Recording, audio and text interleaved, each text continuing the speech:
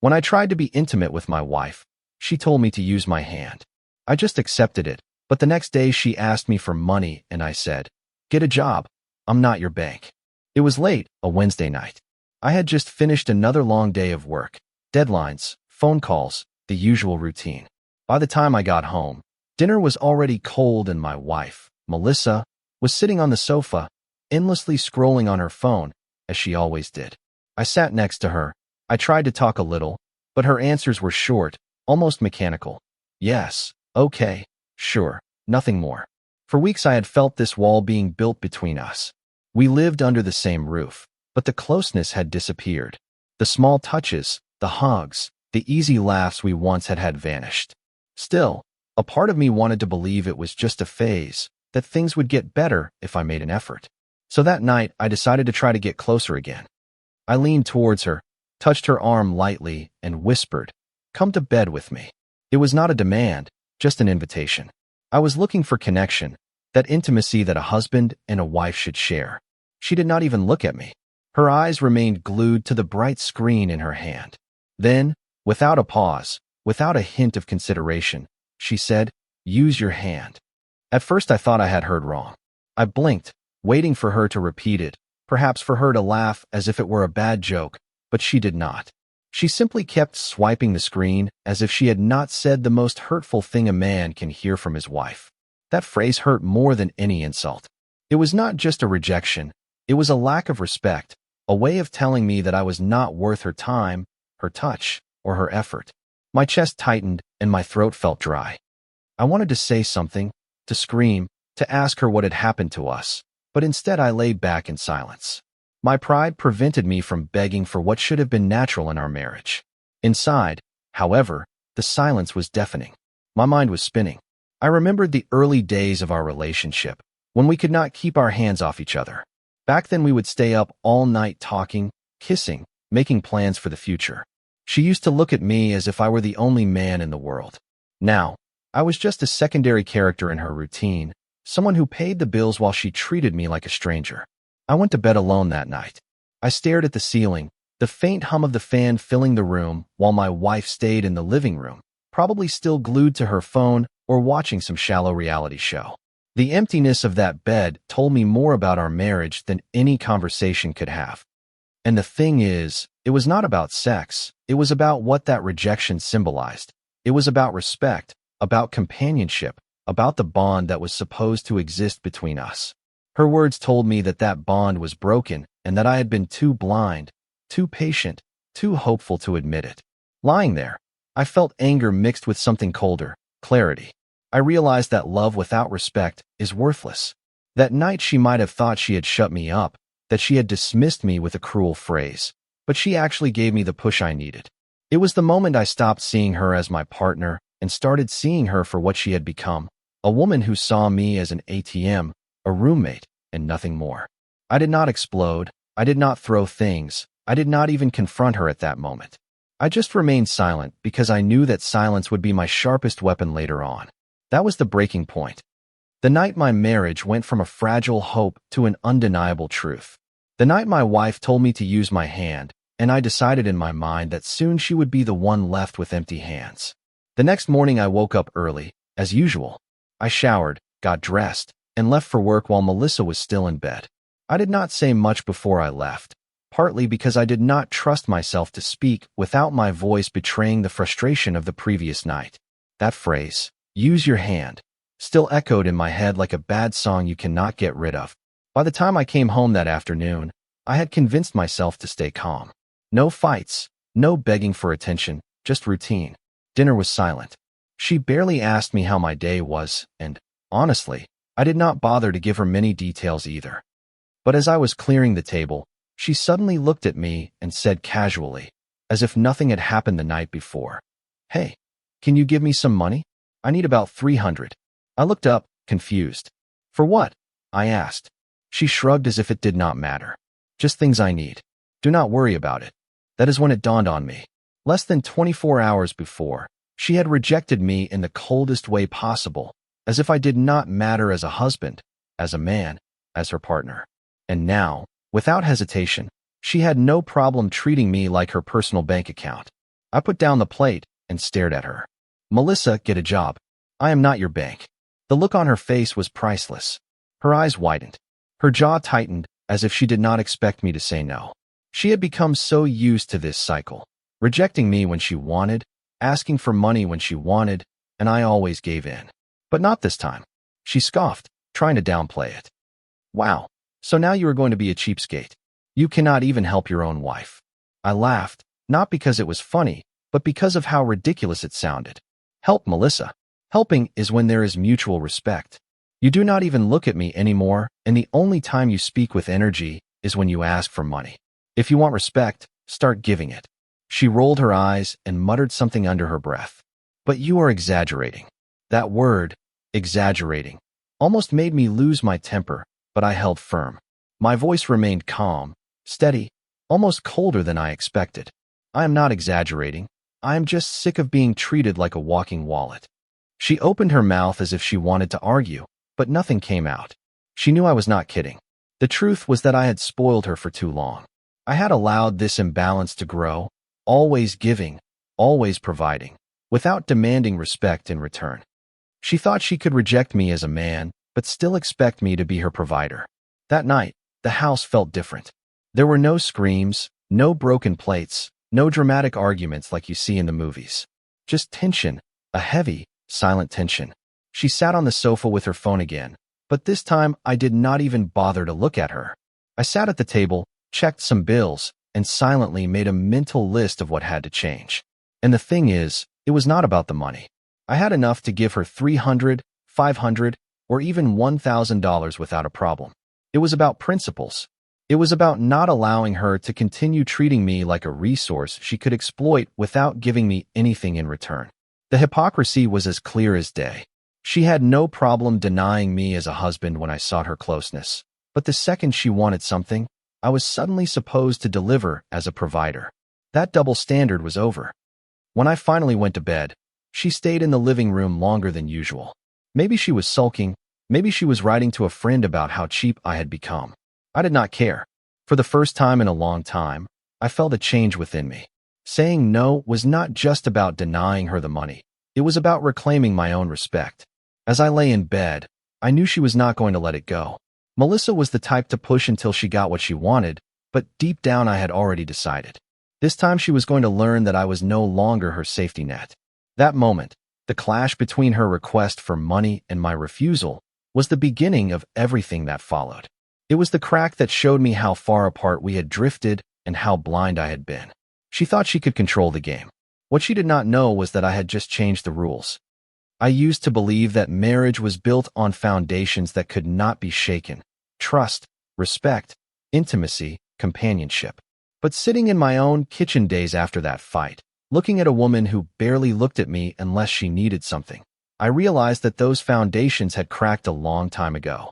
I just refused to see it. Melissa and I were not always like this. At first, we were inseparable. We met at a friend's party, and from the first night, there was an undeniable chemistry. She had a laugh that filled the room, a way of looking at me that made me feel like the center of her universe. Back then she wanted me, not just what I could provide. We would stay up until dawn talking about everything: our dreams, where we wanted to travel, how we would raise our children, the kind of home we would build together. Those nights felt endless, full of promises. I remember our first apartment. It was small, barely with space for a sofa and a bed, but we did not care. We ate cheap takeout on the floor and laughed about how one day we would look back and say, "Remember when we thought this was hard?" She used to hug me from behind when I cooked, kiss my neck while I washed the dishes. Those little moments mattered more than anything. But somewhere along the way things changed. It was not sudden. It was slow, subtle, like a candle going out without you noticing until the room goes dark. At first it was excuses. She was too tired for intimacy. Then she would fall asleep on the sofa night after night, saying she was watching TV. I ignored it. Work stress, maybe hormones, maybe just a rough patch.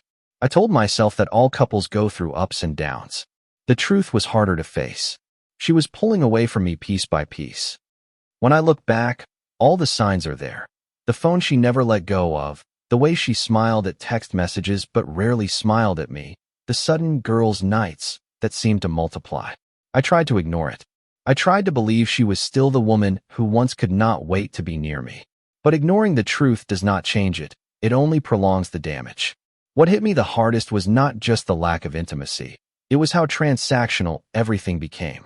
Melissa stopped seeing me as her husband and started treating me as her provider. The only time she seemed interested in a conversation was when she wanted something.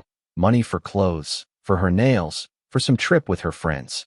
And like a fool, I kept giving, thinking that maybe if I made her life easier, she would find her way back to me. But the more I gave her, the less she respected me. That became crystal clear after that moment when she told me to use my hand one night and asked me for money the next day.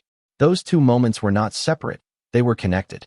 She had stopped giving me the one thing a wife is supposed to share with her husband: affection, love, intimacy. Yet she had no shame in demanding money as if it were her right. I started replaying memories in my head, connecting dots I had avoided for years. I remembered how when we were dating she always said she admired my work ethic.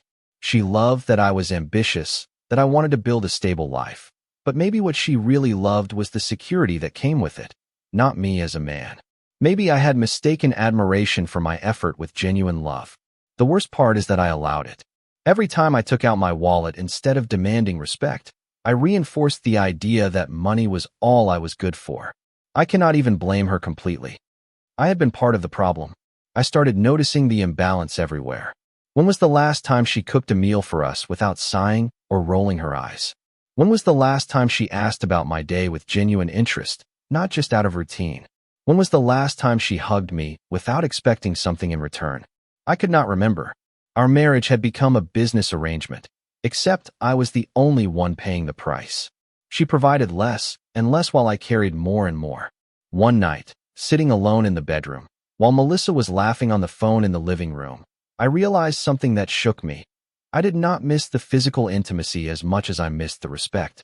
The sex, the hugs, the kisses were important, yes, but what broke me was the absence of respect.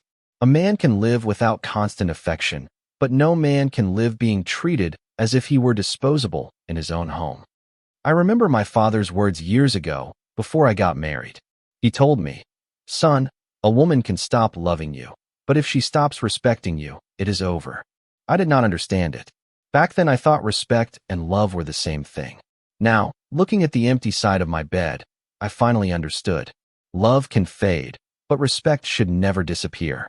Without it, you do not have a partner, you have a leech. From that moment on, I stopped seeing Melissa through rose-colored glasses. I saw her for what she had become, a woman who valued my money more than my presence, who thought that being a wife meant she could reject me emotionally, but still expect me to finance her life. And the hypocrisy did not stop there.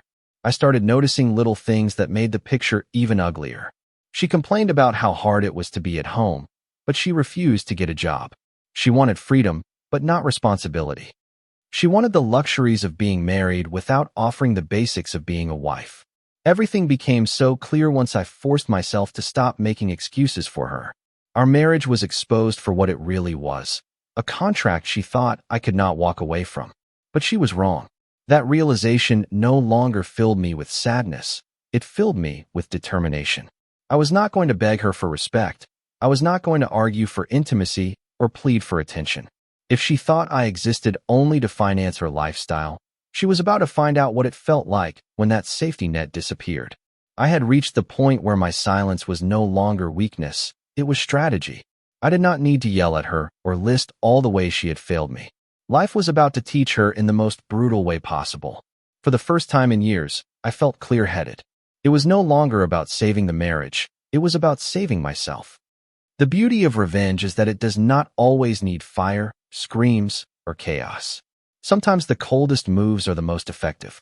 After years of giving without receiving, after being humiliated by the woman who was supposed to respect me, I decided I was not going to fight with her in the way she expected. No yelling, no desperate pleas, no arguments about what went wrong. My revenge was going to be simple. I would cut her off completely from what she valued most, my money and my attention. It started silently. I did not announce anything. I did not tell her, from now on, things are going to change. I simply stopped being her provider. Melissa came to me a few days after the request for $300 that I had rejected. this time asking for a smaller amount, $80. She said she needed it for groceries.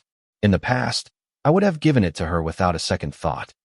This time I took out my debit card, put it on the counter, and said dryly, "Here, buy what we need for the house." Nothing more. Her face contorted with annoyance, but she took the card. Later, when she returned, I checked the receipt. For the first time in our marriage, I examined every item. Sure enough, hidden among the bread and milk were charges for cosmetics and some very expensive candles. I did not say a word, but I took the card back and locked it in my desk drawer. From then on, I did the grocery shopping myself. That was step 1, control the money. Step 2 was time. Melissa had gotten used to me going out of my way to be home when she wanted, making sure her needs came first. But I started to redirect that energy towards myself. I took extra hours at work, not because I needed the money, but because I wanted to create more distance. I started going to the gym again, something I had given up after years of routine and exhaustion. I even reconnected with old friends, having beers after work instead of rushing home to a woman who barely looked at me. When Melissa noticed, she did not say much at first. She tried the passive-aggressive route. "You are working late very often. What? Do you not like being at home anymore?" I just shrugged. I go where I feel respected. She did not like that answer, but she did not press it. Step 3 was attention, or rather, the lack of it. Melissa thrived on being the center of my world. She expected me to notice when she bought new clothes, when she changed her hairstyle, when she got her nails done. I had always given her those compliments, thinking it was part of being a good husband. Now silence. She could walk in with a new dress, and I would not even look up from my laptop. She could spend hours on her makeup before going out with her friends, and I would not offer a single word. That silence drove her crazy faster than I expected. She started seeking validation. "Do you notice anything different?" she would ask. I would look up casually and then go back to what I was doing. It was not cruel, but deliberate. If she wanted to treat me like an ATM, then I would treat her like a stranger. The cracks began to show. Melissa was not used to this version of me. She was used to control, to having me eating out of her hand, always eager to please, always ready to provide. But now I was distant, calm, focused, and the more indifferent I became, the more restless she became. One Saturday night, she tried to reignite her old dominance. She got dressed up, told me she was going out with her friends, and stood at the door waiting for me to ask her where she was going. I did not. I just said, "Do not forget your keys." And I went back to watching the game. When she came home later that night, she tried to provoke me again. "You did not even ask who I was with." I looked her straight in the eye and said, "Why would I? You have made it clear that I am not part of your plans." That silenced her. My cold revenge was not about punishing her with theatrics. It was about letting her live with the weight of her own choices. Every time she looked at me and saw the man she had disrespected, now refusing to play her game, it chipped away at her confidence. And here is the part that really got to her. She started to feel the financial consequences. With me managing the money directly, she lost access to the easy lifestyle she had built for herself. No more impulse buys, no more salon appointments at my expense, no more vacations with her friends. When she complained, I gave her the same answer every time. "Do you want money? Get a job. I am not your bank." The more I repeated it, the angrier she got. She accused me of being controlling, cheap, even abusive, but deep down she knew the truth. I was not depriving her of survival. The bills were paid. The house was maintained. There was food on the table. What I stopped funding were her luxuries, the extras she felt entitled to simply because she wore a ring. And the beauty of it all, watching her crumble. At first she tried to act tough. She would slam doors, roll her eyes, mutter insults under her breath. But when none of that affected me, she changed tactics. Suddenly, she wanted to be affectionate again. She would sit next to me on the sofa, put her hand on my leg, try to give me a goodnight kiss. I did not reject her outright. That would have given her power. It would have shown her that I still cared. Instead, I let my indifference speak. I would let her kiss me, and then I would go back to what I was doing. No passion, no fire, just emptiness. That emptiness broke her more than anger ever could have. Weeks into this silent campaign, she finally exploded. One afternoon she screamed, "You have changed. You are not the man I married." I looked at her calmly and said, "No, Melissa. I am finally the man I should have been all along. The one who does not tolerate disrespect." That was the nail in the coffin. My revenge was not about yelling or exposing her to the world. It was about taking back control, showing her that the man she thought she could trample on was gone, replaced by someone who valued his own respect more than her comfort. In the end, the revenge was not just for me. It was a lesson she could not ignore. When you treat a man like an object, do not be surprised when he stops being there for you. And the irony, the colder I became, the more she wanted me. But by then it was already too late. Regret does not show up with a dramatic explosion. It seeps in slowly, like water through cracks, until it floods everything. For Melissa, it started with little things. She would notice that I was dressing nicer before leaving the house, wearing cologne I had not touched in years. She would see me going to the gym, losing the belly I had gained after years of stress. She would see me laughing with people on the phone, co-workers, friends, with voices full of an energy she had not heard from me in a long time. The man she had once dismissed, ridiculed, and treated like a walking bank was coming back to life. Except this time he was not coming back for her. At first she tried to win me over with guilt. "You do not spend time with me anymore." I shrugged. "You did not want my time when I offered it to you." Then she tried affection. She would wrap her arms around me in the kitchen. She would whisper in my ear like she used to, but the spark was gone. I would smile politely, remove her hands, and go back to what I was doing. She felt it. The emptiness, the distance that no amount of forced sweetness could bridge. Finally, she tried desperation. One night out of nowhere, she burst into tears. "I do not want to lose you. I know I have been selfish. I know I push you away. Please, just give me another chance." Her tears did not move me. Years ago, they might have. Back then, I would have wrapped my arms around her, told her everything would be okay, and buried my own pain just to keep the marriage alive. But this time I saw the truth behind those tears. They were not for love, they were for fear. Fear of losing the comfort, the stability, the man she thought would always be there no matter how badly she treated him. I looked her in the eye and said, "Melissa, you told me to use my hand when I wanted to be with you. That night something broke in me. You cannot undo that. You cannot erase the lack of respect. I am not going to spend the rest of my life begging for crumbs of love from my own wife." She sobbed harder, grabbing my arm as if I might disappear if she let go. "But I love you." I shook my head. "No, you love the life I gave you. You do not love me." And just like that, I walked out of the room. That was the beginning of her downfall. I continued to live my life with discipline and focus. I worked harder, but not for her, for me. I started saving aggressively, investing, planning a future where I did not have to carry a dead weight. My friends started to notice the change. They would say, "Man, you look different, happier." And I was, not because I had found someone new yet, but because I had finally found myself again. Melissa, meanwhile, was falling apart. Without my financial support for her luxuries, her lifestyle crumbled. She had to cut back on shopping, cancel spa days, stop going out so often. She started to look tired, stressed, bitter. She complained constantly, but her complaints no longer had power over me. The cruel irony was that as she became less vibrant, I felt more alive. Women started to notice me again, at the gym, at work, even at the supermarket. Simple conversations would turn into smiles, and for the first time in years, I felt desirable again. Melissa noticed too. One night she saw me texting, and she snapped. "Who is that?" I did not even hide it. "Someone who actually enjoys talking to me." The look on her face said it all. Panic, jealousy, regret. She knew she had lost control. But I was not interested in revenge through cheating or petty games. My revenge was my transformation, my rise. She had gambled on belittling me, assuming I would always be there, no matter how low she dragged me. She lost that bet the moment I stopped playing by her rules. Months later, I met someone new. Her name was Claire. She was smart, kind, independent. Everything Melissa had stopped being years ago. Claire did not see me as a wallet or a provider. She saw me as a man. We would talk for hours, laugh at the smallest things, and when she touched me, it was not out of obligation. It was out of genuine desire. I did not hide Claire from Melissa. I was not showing her off, but I was not keeping secrets either. When Melissa saw us together for the first time, I could see her face crumble. She tried to hide it, but the regret was all over it.